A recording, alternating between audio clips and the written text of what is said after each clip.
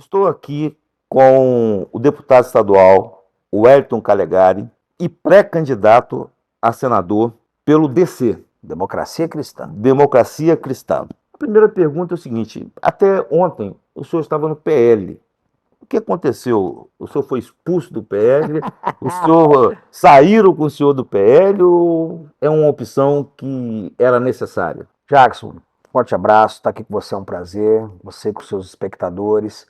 A verdade é que eu saí porque era necessário para o Brasil, para o Espírito Santo e para mim. Eu ajudei a construir o PL do Espírito Santo, que fique bem claro, eu entrei no PL em 2020, antes do Bolsonaro vir para o partido, quando o senador Magno Malta, que eu considero um amigo, estava sem mandato. Então eu fui para o PL de forma totalmente desinteressada e o PL me recebeu muito bem. Me deu todas as condições, construí uma carreira dentro do PL, fui eleito deputado, ajudei a montar diretórios, ajudei nossos candidatos a prefeito, não apoiei ninguém que foi contra o PL e tenho assim uma dívida de gratidão com o PL. Porém, nós temos um mal nos partidos do Brasil. É um mal antigo, especialmente nos partidos de centro e naqueles que se dizem de direita, que é a falta de democracia interna. A falta de mecanismos para a escolha de candidatos, de dirigentes. Partido no Brasil tem dono. Foi o fator Maguinha? Sem dúvida. Eu diria que foi o fator Senado. Para não personalizar demais, que eu gosto da Maguinha, menina gente boa. Mas, enfim, quando chegou na altura de lançar um candidato ao Senado, e eu não estou dizendo que ela não possa ser candidata de forma alguma, o meu candidato era Gilvan da Federal. Era quem eu apoiava. No momento em que Gilvan sai da disputa por questões dele próprias, nós ficamos sem candidato. Naquele momento, eu entendi que algum quadro do partido deveria se apresentar como senador, como pré-candidato ao Senado, devido à necessidade do Brasil. Hoje a eleição mais importante, não tenho dúvida, é a do Senado. E aí houve essa discordância. O senador Magno Malta achava que deveria ser a filha dele, eu discordei. E como não há mecanismos no PL e na maioria dos partidos de escolha democrática, não é? Eu só tinha duas alternativas: ou me submeter ou sair do partido. Eu preferi então a segunda, porque eu entendo que se houvesse eleição interna, aí sim, você tem que ir para um processo eleitoral e, se você foi derrotado, aceitar. Uma convenção. Uma convenção. Uma pré-convenção, né? Aí, mas isso não funciona, infelizmente. Infelizmente, apenas os partidos de esquerda fazem isso no Brasil. Agora, o senhor não teme, nós estamos no mês de junho, indo para julho, que por falta de recursos, por falta de estrutura partidária, Sim. por falta de apoiadores que ficam pulverizados, esperando um momento certo para entrar em campo em favor de um ou de outro, isso prejudique a sua pré-candidatura e futura candidatura, de modo que, eu não vou dizer que vergonhoso, ou assim, que tem uma votação que seja frustrante. Olha só, Jackson, eu assim, como eu posso te dizer, eu não tenho medo disso, nem um pouco, até porque eu nunca entrei na política por vaidade, nunca entrei para estar num campeonato de popularidade, eu entrei na política em busca da resolução de certos projetos de benefício da população, e eu consegui fazer isso como deputado. Da mesma forma, as pessoas me diziam: vem para vereador, como é que você quer ser deputado estadual? Eu vim, me tornei deputado sem nunca ter exercido outro mandato, graças à nossa estratégia. E a minha estratégia de conquista de votos, conquista de capital, sim, preciso de investimento financeiro, e de construção de grupo, eu tenho convicção que vai nos levar para uma posição boa e provavelmente para a vitória. Eu tenho convicção de que é possível e talvez até provável a nossa vitória para o Senado. E não é porque o Calegari é grande, não é porque o Calegari é popular, é porque o Calegari tem o melhor projeto. É porque o Calegari tem a melhor biografia.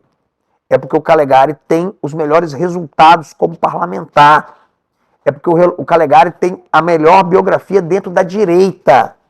E se entendemos que uma das vagas, pelo menos uma, é da direita, essas comparações elas se fazem. Quanto a grupo, hoje nós temos partidários em todo o estado do Espírito Santo. Não há região do Espírito Santo que eu não tenha hoje simpatizantes e apoiadores. Para você ter uma ideia, segunda-feira agora Terça-feira agora eu vou estar em São Mateus. Reunião feita por voluntários. Eu faço, logo depois eu vou para Colatina.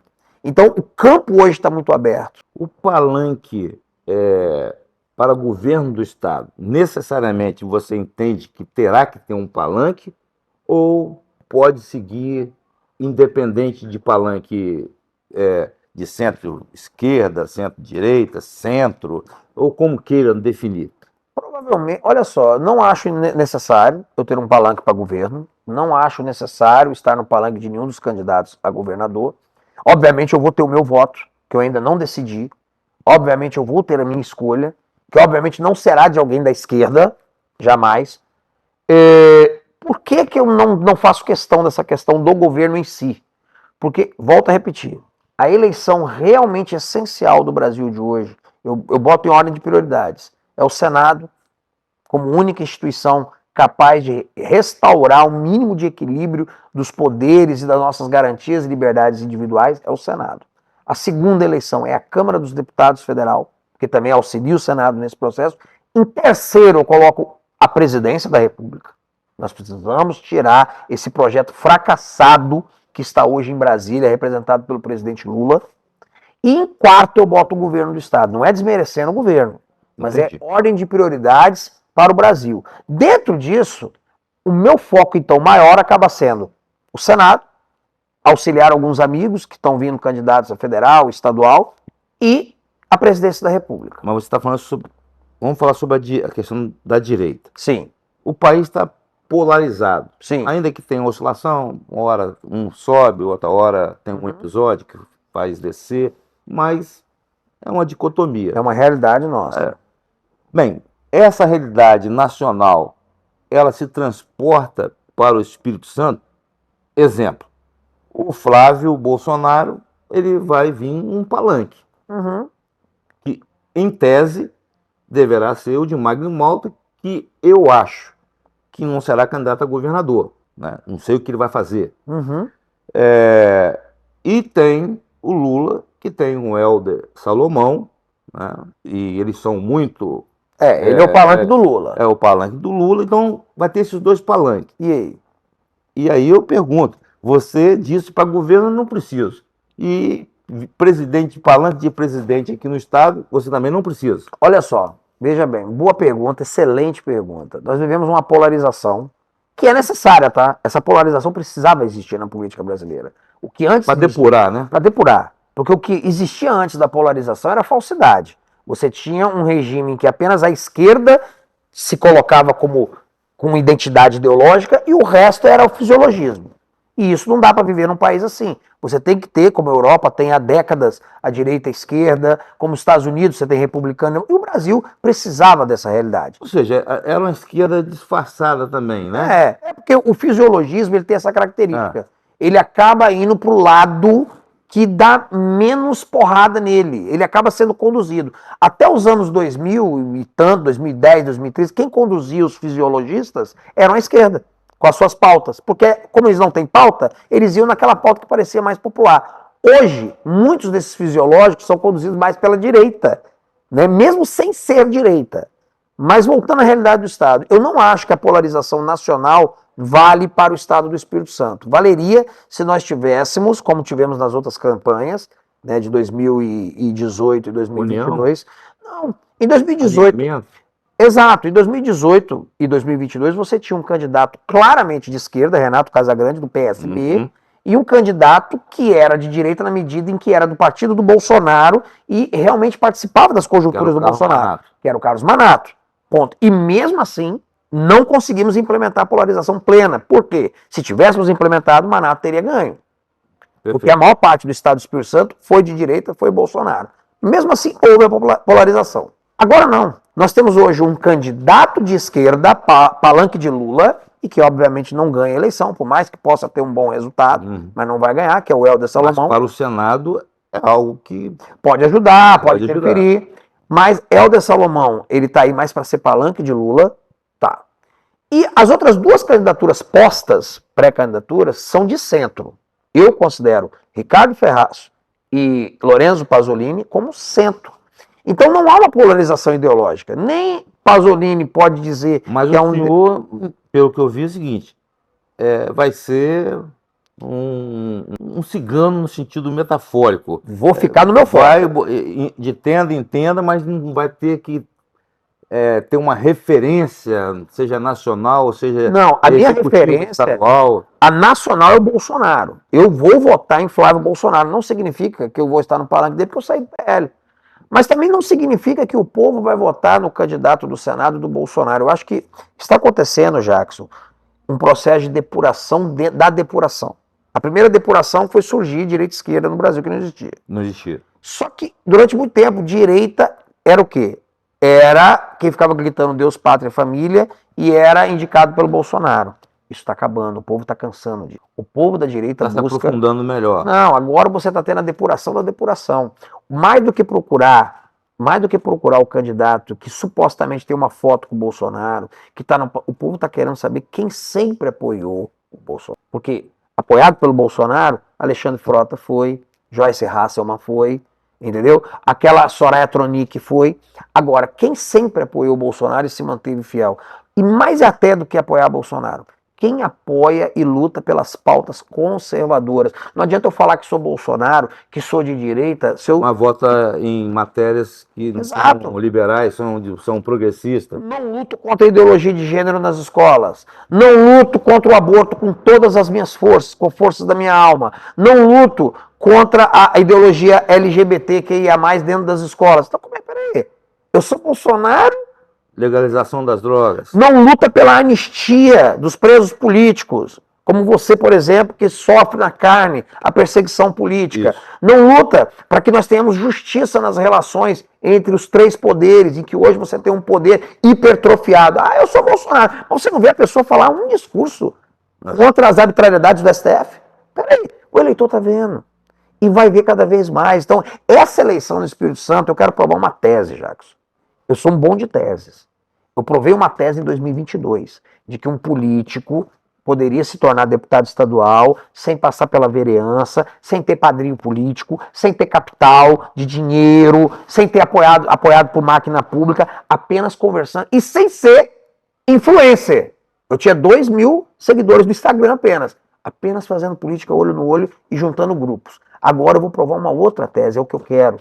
Provar uma tese de que o senador da direita, o senador conservador, é aquele que melhor representar os valores conservadores. Não aquele que tiver o número tal, não aquele que tiver o apoio de fulano, aquele que conversando, olhando no olho do povo, mostrar para o povo, olha, você quer um conservador? Você quer uma pessoa de direita? Você quer uma pessoa eficiente? Vota aqui, apoia aqui. Nesse aspecto, eu vou opinar. Fica à vontade. Eu te apoio, declarei meu apoio justamente por isso. Obrigado. Comparando com os demais pré-candidatos. Eu só te agradeço, irmão.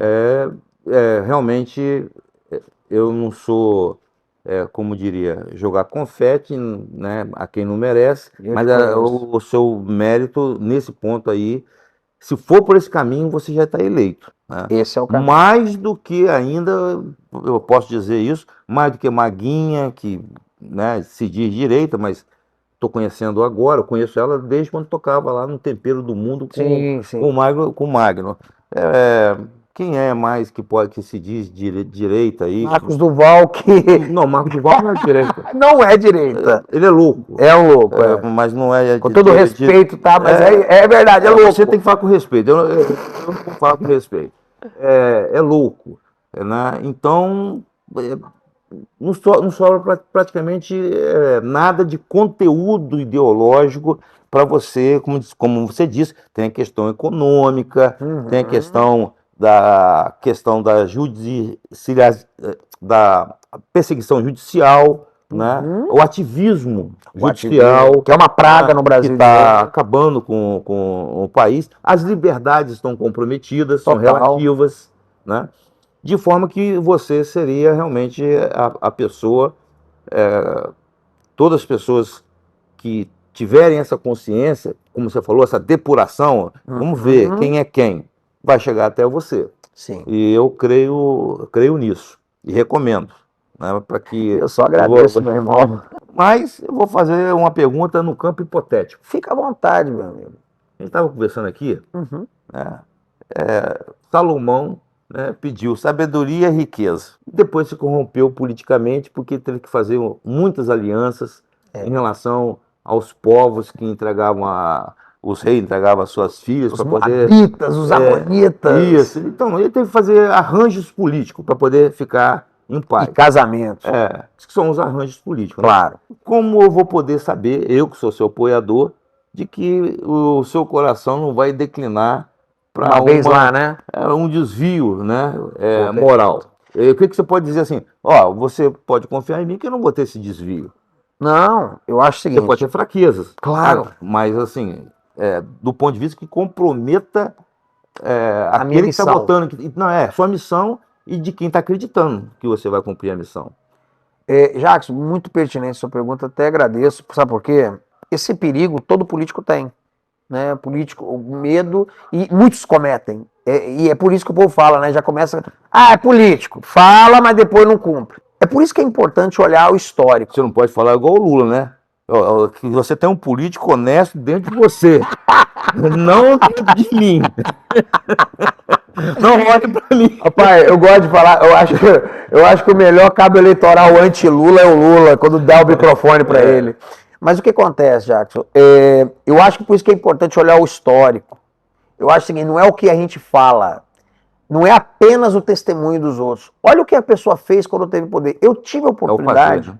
Exato, eu tive a oportunidade por 3 anos e meio de ter me rendido ao governo Casagrande. Eu tive a oportunidade de ter entrado para a base, de ter procurado ele, minha vida teria sido muito mais fácil. Teria tido minhas emendas pagas, para quem não sabe, o orçamento do Espírito Santo não é impositivo, então minhas emendas são pagas ao sabor da vontade do governador. Mas você teve uma boa vitória, que é o parto humanizado. É aí que tá, é aí que eu quero chegar. Existe no Brasil, é outra tese que eu consegui provar. Havia a tese que não, sem o governo você não faz nada. Você vai ser só um protestador de tribuna, você vai ser só um polemista na tribuna, mas não vai fazer entregas para a população, porque quem tem o poder da caneta é o governador. Esse é o dilema de quase todos os políticos. Ir para um ataque feroz e sanguinário para tentar crescer na base da demagogia ou se submeter ao poder fisiológico do governador para poder fazer entregas para sua base. Eu falei, eu não vou escolher nenhuma nem outra. Eu vou me manter fiel aos meus ideais, mas vou fazer entregas. Como? Eu desenvolvi uma estratégia. E uma oposição propositiva, né? Propositiva. Eu votei todas as matérias que o governador enviou para a Assembleia, que eram de interesse do Estado e que não feriam os valores que eu jurei defender da família, eu votei a favor. Agora, eu não, em nenhum momento eu pedi emprego para ele, pedi cargos, em nenhum momento, por quê? Para ter minha independência. Essa independência vale ouro e a maioria dos políticos brasileiros não a conhecem. O político brasileiro tem medo de ser independente, eu não. Então, olhando o meu histórico na Assembleia, eu te digo, eu vou desenvolver no Congresso Nacional o mesmo tipo de luta. Uma luta propositiva. Mas como que você vai fazer aprovar as leis? Primeiro, político que está em órgão colegiado, ele tem que ter bom relacionamento com seus pares. Eu não posso chegar lá, ficar metendo o dedo na cara dos meus colegas, por mais que eles sejam de ideologia. O que hoje acontece no Congresso... A questão de... o Estado democrático de direito permite pluralidade de ideias, o debate, para justamente você extrair e a pessoa ter o direito de escolher, né? Jackson, eu fico me perguntando, hoje, até que ponto, mesmo as pessoas da direita como eu, estão satisfeitos com um Congresso, e até mesmo com representantes da direita, que ficam o tempo inteiro só lacrando na internet. O tempo inteiro. E eu não estou falando, o discurso tem que ser duro. Eu faço isso na Assembleia. Eu tenho meus embates na Assembleia, quem me acompanha sabe, bato no governo. Mas aqueles que têm que agir, ou agirem, né, não agem. Ou até deixa confuso porque dá uma demonstração, aquele negócio de negociata, né? Eu vou botar essa matéria porque me interessa, porque não estou recebendo aqui o carinho que tem que receber. Isso, Jackson. E veja bem, são 2 perigos que você cai. São 2 perigos. Um é o perigo de se vender. Vou para a base porque é mais confortável, tal. E o outro perigo também é o oposto, que está acontecendo hoje com boa parte da direita. A direita está vivendo de internet, ela não vive do executivo. Mas, por exemplo, eu lanço uma lei boa, eu faço uma proposta de lei excelente que agrada a base da direita. Isso está acontecendo muito. Mas sabendo que ela não vai ser aprovada e nem faço força para ela ser aprovada. Eu não faço força, porque fazer força para aprovar uma lei significa o quê? Ir no gabinete até do cara que é seu adversário. Significa fazer trabalho de bastidores. Não, eu não quero saber disso, eu quero lacrar. E eu vou de uma forma bem dura, que é para essa lei gerar polêmica, gerar likes, e depois, quando aprovar ou o governo vetar, eu tenho uma arma para usar. Ou seja, não é uma coisa razoável, vamos dizer, equilibrada. Exato. Não se preocupa em fazer avançar de fato a agenda conservadora. Nós temos hoje representantes do armamentismo que não conseguem avançar em nada a pauta do direito de defesa. Nós temos hoje representantes, com todo respeito, mas nós temos representantes pró-vida que não conseguem fazer retroceder em nada o aborto no Brasil. Por quê? Vive de like. Que eu te garanto, eu vou lutar no Senado pela anistia, pelo impeachment de ministros do Supremo, pelo fim do ativismo judicial, pelo parto livre que eu aprovei aqui no Espírito Santo, pelo SOS Educação que eu aprovei aqui no Espírito Santo, pela luta do cooperativismo que eu fiz a agenda avançar enormemente aqui no Estado do Espírito Santo. Eu consegui fazer avanços sendo da oposição e sem me curvar ao governo. Então a minha história fala por mim. Tá. Falar sobre 2 assuntos rapidamente, você vai responder rapidamente. Sim. Tá. Cocô de cachorro na cara de Bolsonaro lá no muro da casa do Bolsonaro, promovida pelo vereador Armandinho Fontoura. Como você vê isso? É só a demonstração cabal de que quem promove o ódio e a violência política no Brasil é apenas a esquerda. A gente tem que parar de ficar falando que a polarização gera violência. Não, a esquerda gera violência. Você não vê ninguém direito fazendo isso. Perfeito. A prefeita de Vitória vetou um projeto que pode, até do ponto de vista jurídico, ser inconstitucional. Pode, é uma discussão. Porque o STF não definiu. Exatamente. Não tem definição. Ela vetou o projeto de proibir criança participar de manifestações de LGBT, pró-aborto, legalização de maconha. Como você vê esse tipo de atitude, que eu vou já respondendo alguma coisa. Ela poderia simplesmente sancionar, e se alguém achasse que é inconstitucional... Que entrasse na justiça. Exatamente. Eu acho o seguinte... Mostraria também qual é a característica, a convicção que ela tem das coisas. Exatamente. Né? O que fica claro para mim ali são 2 coisas. Primeiro, a prefeita Cris Samorim, que eu acho uma pessoa legal, uma pessoa boa, né? Mas quem governa não é ela. Quem governa é uma equipe que foi herdada, que está lá. Então esse é o primeiro ponto. Esse é o primeiro ponto. Ela assumiu há pouco tempo o mandato e, obviamente, vai no que os assessores colocam, porque ela ainda não... Ela ameniza. Isso aí. Não, ameniza para ela, mas nos mostra uma outra situação. A Prefeitura de Vitória é fortemente controlada pela agenda woke. A Prefeitura de Vitória tem um forte viés esquerdista, progressista, para essas pautas. Não estou falando que todo mundo é. Não, obviamente tem pessoas de direita lá. Mas o tom dado é um tom progressista. E isso me preocupa muito. Entendeu? Para encerrar, você vota em todas as camadas, né? Sim. Presidente, Flávio. Senador, você... Eu. E um outro... Não sei ainda. Não apareceu ainda. Se não aparecer, eu não sei nem se eu voto. Certo. Para governador, você tem 2, praticamente. Tem 3, mas um está completamente excluído. Não tem que é como o votar Helder no Salomão PT. do PT.